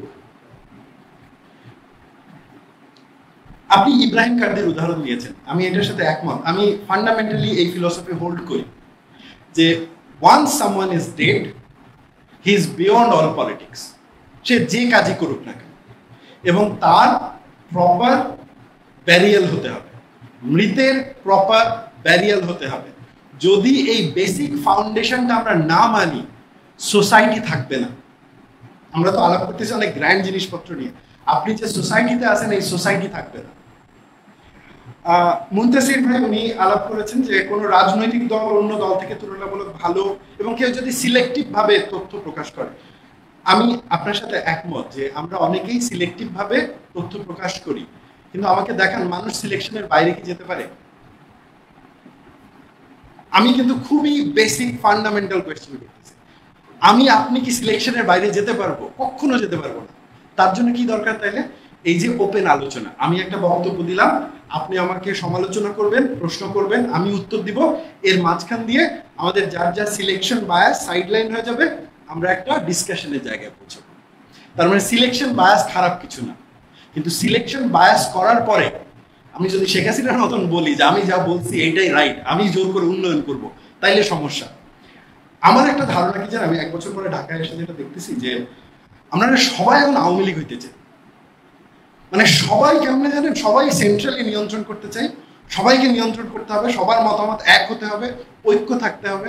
আরে ভাই, ব্যাপারটা তো তা না। অনৈক্য একটা অধিকার, আমি অনৈক্য করব আপনার মতের, এইটা আমার অধিকার।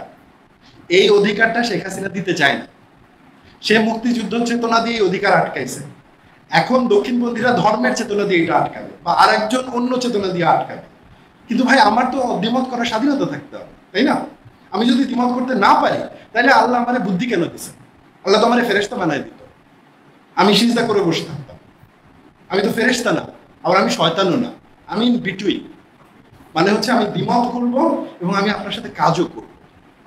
সো এটা মেবি 15 বছরের একটা ইম্প্যাক্ট, যে আমরা বুঝতেছি না যে গণতন্ত্র মানে chaos, and chaos is beautiful. You see, chaos is super beautiful. 100 জন 100টা কথা বলতেছে, এই যে আমরা 100 জনের কথা শুনতেছি, এর থেকে আর বিউটিফুল কি হতে পারে আমাকে বলেন? নাকি আপনি এইটা চান যে 100 জনের মধ্যে একজন দাঁড়ায় বলবে যে এইটা ধর্মে আছে, এইটাই রাইট, বা এইটা মুক্তিযুদ্ধের চেতনায় আছে, এইটাই রাইট? আমরা এটা চাই না, এই জন্যই তো জুলাই হয়েছে।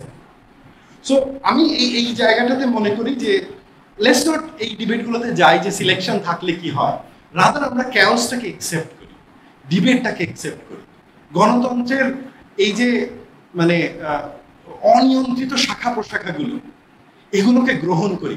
বিশ্বাস করেন, আমরা কিন্তু আসলেই গণতন্ত্র পাই নাই, কিন্তু আমরা সংগ্রাম করছি।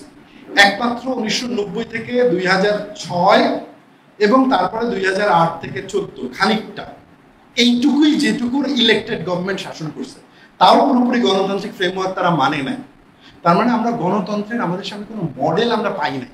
আমরা অলওয়েজ হয় সামরিক সৈন্য শাসনের অধীনে ছিলাম, নাইলে পলিটিক্যাল গুন্ডার অধীনে ছিলাম, না হলে হচ্ছে যে এই যে চেতনার মানে হচ্ছে দারোয়ানদের অধীনে ছিলাম। কিছু সময় আমরা দেখি না একটু ক্যাওসের মধ্যে থাকতে কেমন লাগে।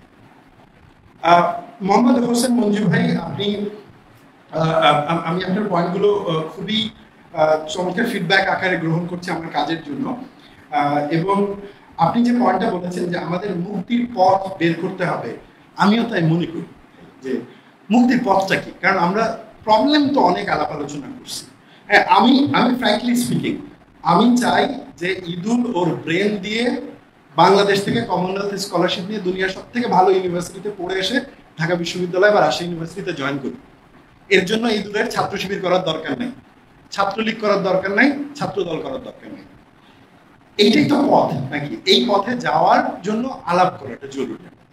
মানে আলাপ যেই বন্ধ করতে আসবে, যেই চেতনার আলাপ দিবে, যেই ধর্মের আলাপ দিবে, তারে প্রশ্ন করেন আপনার চেতনা আপনার পকেটে রাখেন। আমি চাই না, অনেক হয়েছে ভাই। মানে এই চেতনার আলাপ, ধর্মের আলাপ, এখন হচ্ছে আমার অধিকারের আলাপ, নিডের আলাপ। নিডটা কি? আমার চাকরি দরকার, আমার রিসোর্সের সমান অধিকার দরকার।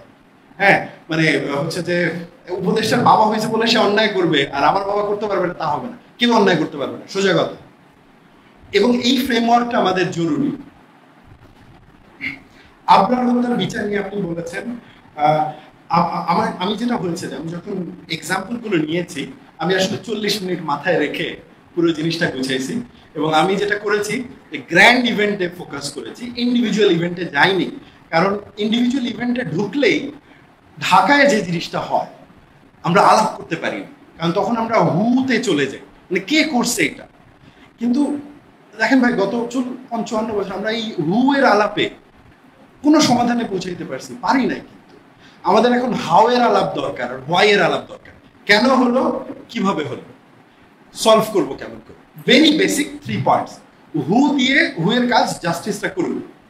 Let's see on that. এবং মঞ্জু ভাই, এবং আপনি যে পয়েন্টটা বলেছেন যে ইনক্লুসিভ বাংলাদেশে যাওয়ার পথে কোনো দিশা পেলাম না, আমিও আসলে দিশা জানি না। ফ্র্যাঙ্কলি স্পিকিং, আমি গতকাল রাতে মানে ফেসবুকে সেম পোস্টটাই করেছিলাম যে আমি যখন এটা লিখতেছি আমার মাথায় বারবার প্রশ্ন আসছে, how to stop the circle. কিন্তু আমিও জানি না উত্তরটা। এটা আসলে জানা সম্ভব না, কারণ আমাদের সোসাইটির এই যে আলাপগুলো, স্টপ করার আলাপটা আমরা খুব কম করি। মেবি আমরা যদি শুরু করি, হয়তো আজ থেকে 5-7 বছর পরে আমরা একটা এগ্রিমেন্টে পৌঁছাতে পারবো যে এই ভায়োলেন্সগুলো আমাদেরকে স্টপ করতে হবে, এটার জন্য এই মেকানিজম লাগবে এবং মেকানিজমগুলো নিয়ে কাজ করবো। বাট আলাপটা জরুরি ভাই, আমি ওইটার উত্তর আসলেই জানি না। মুক্তিযোদ্ধা আবুল বাশার স্যার, আপনি যেটা বলেছেন আমি আপনার সাথে একমত, এবং আপনি আপনার ক্রিটিসিজমগুলো চেষ্টা করবো আমার কাজের মধ্যে ইনকর্পোরেট করার। এবং আপনি একটা এক্সাম্পল দিয়েছেন যে ট্রেনিং এর সময় একটা জিনিস শেখানো হতো যে যদি মানে বেয়নেট দিয়ে মেরে ফেলা। হ্যাঁ, দেখেন, যুদ্ধ ইজ এ ডিফারেন্ট টাইম। যখন জুলাইয়ের 18 তারিখ থেকে আগস্টের 5 তারিখ পর্যন্ত ঢাকায় তো একটা ছোটখাটো যুদ্ধই হয়েছে, তাই না? ওইটা তো মানে আপনার দেশের সরকার আপনার উপরে হেলিকপ্টার থেকে গুলি করতেছে, এটা কি বলবেন? যে জিনিস আমরা সিরিয়াতে দেখছি সেটা তো ঢাকায় হয়েছে। আমি তো ওই সময়ে বা মুক্তিযুদ্ধের যখন যুদ্ধের ঘটনা ঘটছে তখন অনেক ক্ষেত্রে নৈতিকতা অনেক ক্ষেত্রে অপশনাল হয়ে গেছে অনেকের কাছে। কিন্তু যুদ্ধের পরে তখন তো আমাদের মানবিক অবস্থায় ফিরতে হবে। আমরা যদি একটা লং টাইম ধরে ঘৃণার মধ্যে থাকি, মানুষ না ঘৃণা বেশিক্ষণ নিতে পারে না। আপনি খেয়াল করে দেখবেন, আপনি টায়ার্ড ফিল করবেন। যারা সাইকোলজি নিয়ে আলাপ করে তাদেরকেও আপনি জিজ্ঞেস করে দেখবেন, আপনি লং টার্ম ঘৃণা নিতে পারেন না। এই কারণে কিন্তু আপনার, ধরেন আপনি কি বলবো যে আপনি কাউকে খুব অপছন্দ করেন, ধরেন আপনি রবীন্দ্রনাথকে ঘৃণা করেন, তারপরে দেখবেন যে ওর কিছু কিছু গান আপনার চোখে পানি এনে দেবে। ধরেন আপনি নজরুলকে অপছন্দ করেন বা আল্লামা ইকবালকে অপছন্দ করেন, কিন্তু তার কোনো গান আপনার মধ্যে পানি নিয়ে এসে দেয়, কারণ এটা আপনার সোলকে টাচ করে।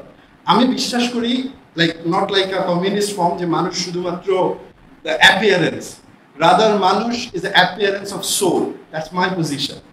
সো আমার কাছে killing a body is not a killing a body but destroying a soul. So আমি যখন ওই অ্যাঙ্গেল থেকে দেখি তখন আমার মনে হয় যে আমাদের হৃদয় হওয়া উচিত ভালোবাসা চাষের জায়গা। হ্যাঁ, যুদ্ধের সময় আপনি কঠোর হবেন, কিন্তু তার মানে কি এই ইভেন যুদ্ধের সময় কি আপনি হিউম্যান রাইটস ভায়োলেট করার অধিকার পান না? কিন্তু আমার একজনের সাথে পরিচয় হয়েছিল যে মুক্তিযুদ্ধের সময় সান্তাহারে, বিশেষ করে সান্তাহারের যে বিহারি বাঙালি যে দ্বন্দ্ব হয়েছিল, সেখানে সে কোনো না কোনো ফর্মে অংশগ্রহণ করেছিল এবং খুবই সাডেনলি একটা ডিফারেন্ট গ্রুপের মাধ্যমে আমার আলোচনা হয়। তো ওনার সেই মানে উনি সেই ভায়োলেন্সে অংশগ্রহণের কথা বলতে গিয়ে উনি কান্না করে ফেলছেন এবং উনি মাফ চায়। 54 বছর আগে যে ভায়োলেন্স নিয়ে সে প্রাউড ছিল, 54 বছর পরে সেই ভায়োলেন্স তার ভেতরে এত অনুতাপ তৈরি করছে যে সে ছোট শিশুর মতন হাওমাও করে কান্না করে। তো আপনি মানুষের এই দিকটা দেখবেন না, তার জন্য 54 বছর লেগেছে, কিন্তু জাতির জন্য যদি 54 বছর লাগে তাহলে তো মুশকিল ভাই। একটা জাতির জার্নি আর ইন্ডিভিজুয়ালের জার্নি কিন্তু আলাদা। ঈদুল ফয়সাল, আপনি যেটা বলেছেন আমি আপনার সাথে একমত যে রুল অফ ল এটাই আমার আলোচনার মূল বিষয়। আসলে 1971 থেকে 2025 পর্যন্ত যতগুলো ভায়োলেন্স হয়েছে, এই ভায়োলেন্সের একটা ফান্ডামেন্টাল কারণ হচ্ছে আমাদের রুল অফ ল নাই, লিটারালি নাই। যদি থাকতো তাহলে বিচার হতো, যদি থাকতো প্রত্যেকটা ঘটনার সুষ্ঠু তদন্ত হতো, কিন্তু সেটা হয় না। তো রুল অফ ল কোথায় আছে রে ভাই? আমি থাকলে তো বলবো যে আছে, এটা নাই। এটা আনার আলাপ করতে হবে, একটা আশার জায়গা তৈরি হয়েছে। যদি জুডিশিয়ারি এবার ইন্ডিপেন্ডেন্ট হয়, সচিবালয় জুডিশিয়ারি সচিবালয় যদি সেপারেট হয়ে যায় এবং জেলা এবং উপজেলা লেভেলের যেভাবে বিস্তার করার প্ল্যান হচ্ছে, এবং আমাদের জাজরা যদি মেরুদণ্ড নিয়ে একটু দাঁড়ায়, কারণ আলটিমেটলি ওইটাও একটি গুরুত্বপূর্ণ জিনিস, তাহলে আমরা হয়তো একটা স্বাধীন বিচার বিভাগ পাবো। বাংলাদেশের ইতিহাসে মানে যদি আমি 47 থেকে ধরি এখন পর্যন্ত, আমরা তো কোনোদিন স্বাধীন বিচার বিভাগই পাই না। তো যেখানে স্বাধীন বিচার বিভাগ নাই সেখানে রুল অফ ল এর আলাপ থেকে আসে। তখন তো হচ্ছে রুল অফ ল না, rule of political masters will. That's what happen. হ্যাঁ, আমি যখন আমার জাজ বন্ধু বান্ধবের সাথে কথা বলি, শেখ হাসিনা কি করতো, ইলেকশনের সময় 14-তে 18-তে 24-এ ইলেকশনের 6 মাস আগে থেকে জাজরা কাউরে জামিন দিত না। আপনি যেহেতু বাই ট্রেনিং আমি সোশ্যাল অ্যানথ্রোপোলজিস্ট, আমি যখন এদের সাথে কথা বলছি, এদের প্রত্যেকের লাইফে 6-7 মাস জেলে আছে। প্রতি 5 বছরে 6-7 মাস দেখবেন যে কমন জেলে আছে। কেন? নির্বাচনের সময় এদেরকে আটকায় দেয়। তো আমি ওটাকে স্বাধীন জুডিশিয়ারি বলবো? সো সেকেন্ড যেটা, আপনি দরদটাকে হচ্ছে যে আইনের জায়গা থেকে দেখেছেন। যখন আমি মানে এখন আমি দরদটাকে যদি আইনের জায়গা থেকে দেখি, আইনের জায়গা থেকে দরদ পসিবল যদি বিচারকের মন না কাঁদে। মানে যখন সে বিচার করতেছে, ওই বিচারক তো মানবিক না, কিন্তু বিচারক মানবিক হওয়ার মানে কি এই যে সে খুনিকে ছেড়ে দিবে? বিচারক মানবিক হওয়ার মানে কি এই যে সে একজন ধর্ষককে ছেড়ে দিবে? না। আবার বিচারক কঠিন হওয়ার মানে কি এই যে সে মব বিচার করবে? মানে ধরেন হচ্ছে যে 20 জন 22 জনকে একসাথে ফাঁসির আদেশ দিয়ে দিবে। বাংলাদেশে কিন্তু এরকম পপুলার জাস্টিস হয়েছে, 20-22 জনকে ফাঁসি দিয়ে দিছে। হ্যাঁ, কিন্তু ওটা আমি বলতে পারবো না, কারণ ওটা বললে ওটা কারো না কারো বিপক্ষে যাচ্ছে। তো ফলে বিচারকের ভেতরে কি দরদ থাকবে না? তাহলে দরদটা হচ্ছে যে সে সিনসিয়ারলি কাজটা করবে। সে শুধুমাত্র একজন ক্রিমিনালের বিচার করতেছে না, সে একজন মানুষেরও বিচার করছে। দেখেন, ইসলামিক জুরিসপ্রুডেন্স একটা কনসেপ্ট আছে। আমি লয়ের স্টুডেন্ট না, বাট একবার 1 বছরের একটা ডিপ্লোমা করছিলাম। আমার মাঝখানে আমার অতি প্রিয় লয়ার বন্ধু উপস্থিত আছে, হ্যাঁ, সে আমাকে কারেক্টও করতে পারে। সেটা হচ্ছে ইসলামিক জুরিসপ্রুডেন্সের একটা কিন্তু কনসেপ্ট আছে, আপনি চাইলেই যে কারো চুরি করার জন্য হাত কাটতে পারবেন না।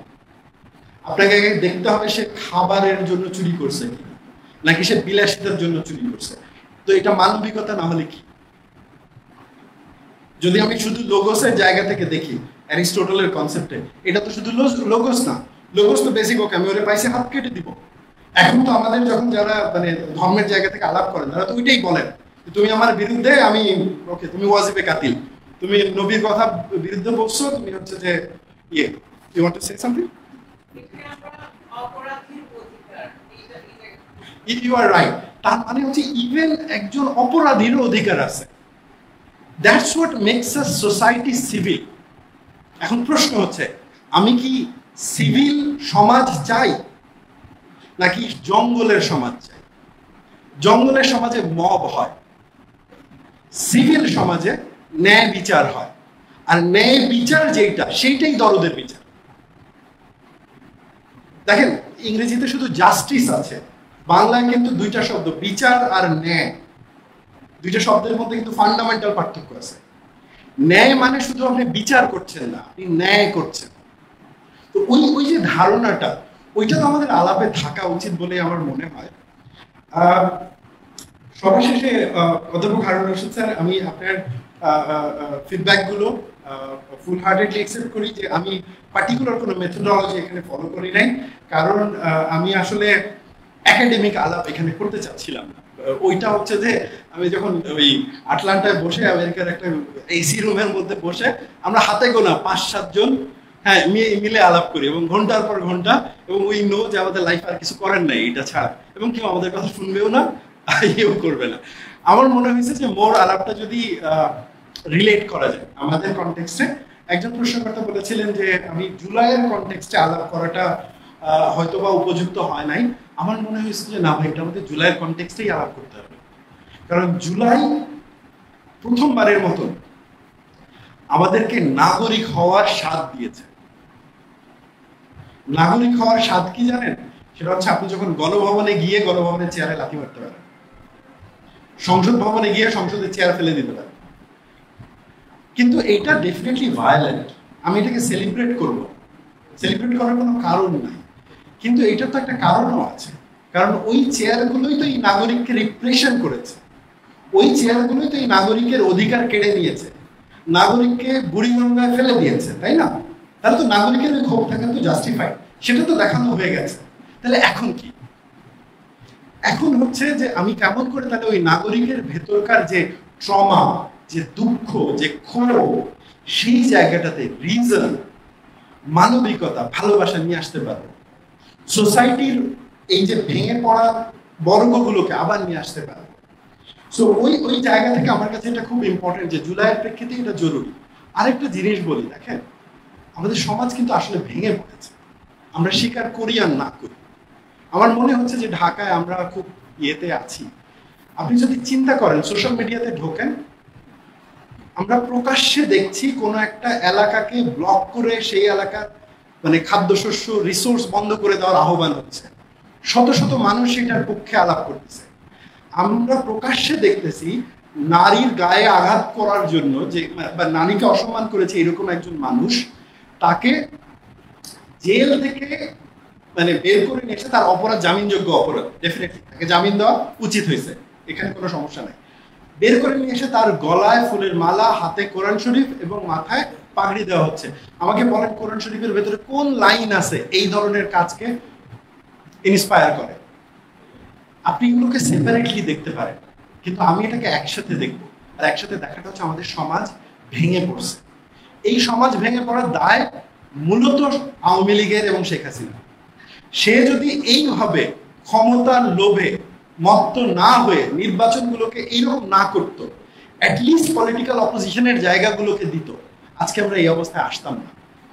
কিন্তু যা হওয়া সে তো হয়ে গেছে, আমি তো আর পাস্টে ফেরত যেতে পারবো না। তাহলে ফিউচারটা কি?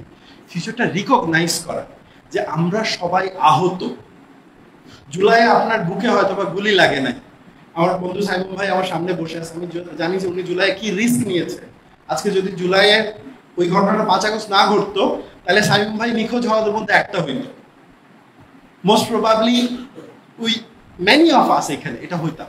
কিন্তু পয়েন্টটা হচ্ছে যে যেহেতু আমরা রিকগনাইজ করতেছি যে ভেঙে পড়ছে, তাহলে তো এটা গড়ার কাজটা শুরু করতে হবে।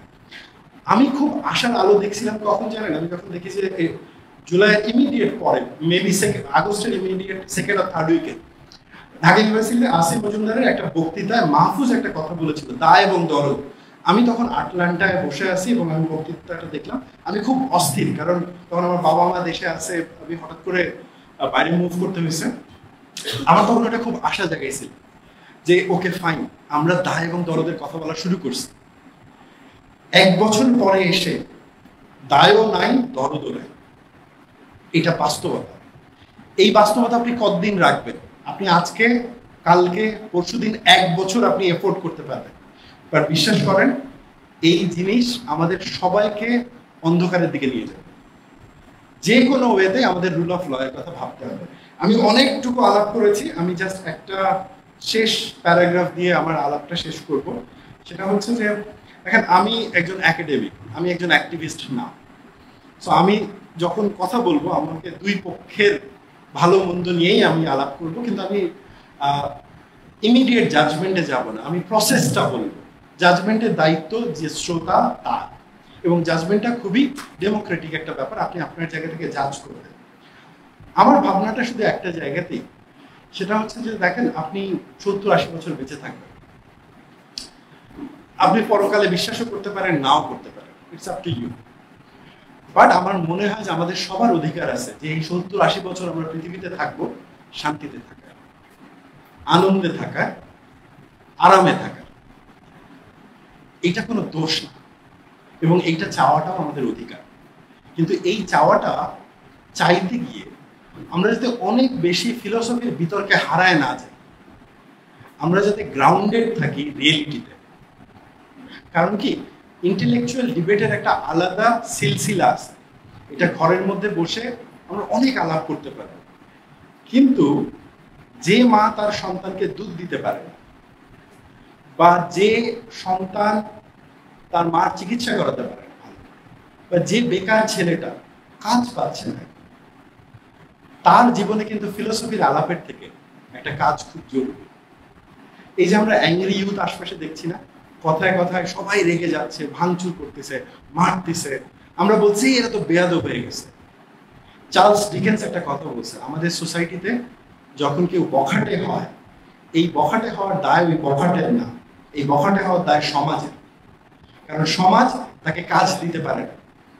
যে ছেলের শনিবারের দিন সকালবেলা ঘুম থেকে উঠে রবিবারে অফিস যাওয়ার তাড়া আছে, সে কিন্তু এসে মপ করতে যাবে না। আপনি এগুলো যদি বন্ধ করতে চান, অর্থনীতির আলাপে আসেন, মানুষের জীবন সহজ করার আলাপে আসেন। আমি আপনাদের কাছে অসংখ্য কৃতজ্ঞ, আপনারা আমার আলাপ শুনেছেন। যদি ভুল ত্রুটি হয়ে যায় ক্ষমা করে দিবেন। আমি খুবই আনন্দিত যে আমি আপনাদের সমালোচনাগুলো, ফিডব্যাকগুলো নিতে পেরেছি, এবং আমার চিন্তাটা একক কোনো চিন্তা না, এটা অত্যন্ত দুর্বল একটা চিন্তা, বাট এটা এখন আমাদের সবার চিন্তা। সো এখানে আমার কোনো অধিকার নাই। বেটার চলেন আমরা এই আলাপটা একটু জারি রাখি। রাষ্ট্রচিন্তাকে অসংখ্য ধন্যবাদ, রাজীব ভাইকে অসংখ্য ধন্যবাদ, এবং যারা এখানে এসছেন তাদেরকেও অসংখ্য ধন্যবাদ। সালাম এবং শুভ সন্ধ্যা।